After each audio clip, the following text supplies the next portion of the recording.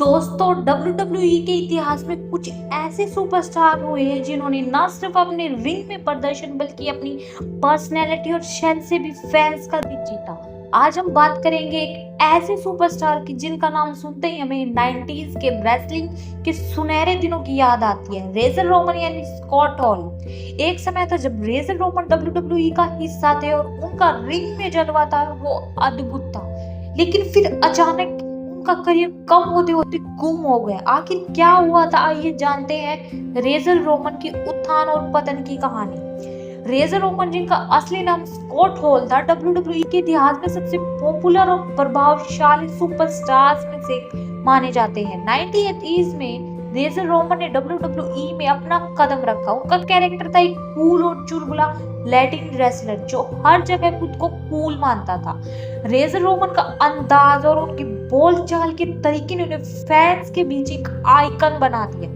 वह हमेशा Cuban style में रिंग में आते थे। उनके पास एक शानदार माइक स्किल्स थे और वह हर मैच में अपने विरोधियों को मात देने के लिए तैयार रहते थे। रेजर रोमन का WWE में डेब्यू 1992 में हुआ। उनका पहला मैच था एक IC चैंपियनशिप मैच जिसमें उन्होंने एक बड़ा नाम बनाया। रेजर रोमन ने 1993 में इंटरकॉन्टिनेंटल चैंपियनशिप जीती और ये उनके करियर की सबसे बड़ी जीत थी। उन्होंने WWE में एक शानदार रन शुरू किया और खुद को एक प्रमुख सुपरस्टार के रूप में स्थापित किया। रेजर रोमन को उस दौर के सबसे ऐतिहासिक लैडर मैच के लिए जाना जाता है और उन्होंने शॉन माइकल के साथ रेसलमेनिया 10 में लड़ा था। यह मैच इतना शानदार था कि आज भी फैंस उसे याद करते हैं। रेजर रोमन का गिमिक इतना पॉपुलर हो गया कि वो सिर्फ एक रेसलर नहीं बल्कि एक लैटिन हीरो बन गए। उनका चयन करने का तरीका और उनकी मस्ती ने WWE के टॉप स्टार्स में शुमार किया। 1996 में रेजर रोमन, केविन नैश और हॉलीवुड हल्क होगन ने मिलकर WCW में NWO की शुरुआत की।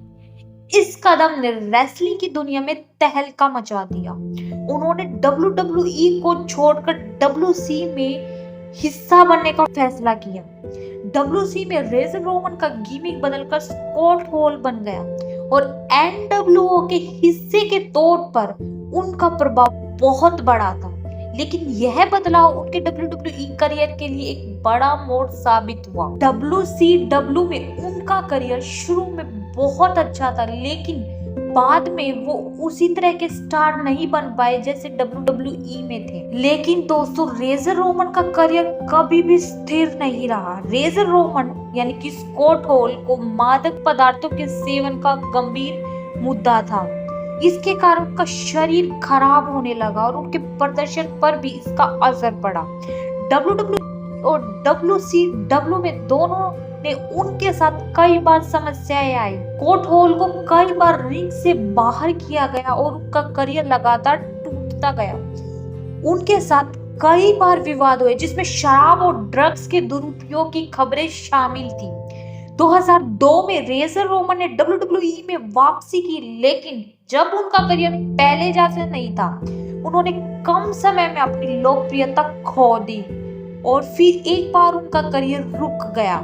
रेजर रोमन की कहानी हमें सिखाती कि महानता पाने के लिए टैलेंट और मेहनत के साथ साथ सही रास्ता भी जरूरी है। रेजर रोमन जैसे रेसलर ने रिंग में इतिहास रचा, लेकिन जीवन में उनकी कई गलतियों ने उनके करियर को प्रभावित किया।